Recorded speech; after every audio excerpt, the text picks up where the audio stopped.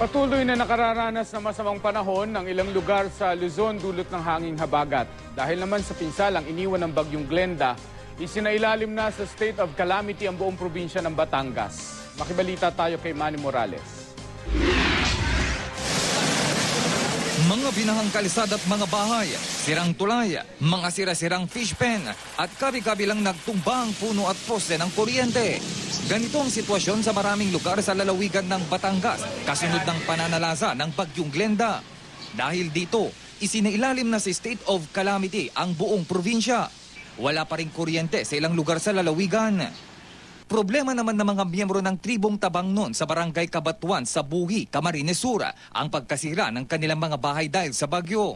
Sa mga tinatawag nilang kurob muna ngayon nananatili ang mga katutubo. Kabilang sa mga apektado ang isang ginang na nagsilang ng sanggol sa kasagsagan pa ng pananalasa ng bagyong Glenda noong nakarang linggo. Papangalanan daw na Glen ang bata. Sa Bagak, Bataan, naglalakihan pa ang mga alon kaya hindi pa makapalaot ang mga mangingisda.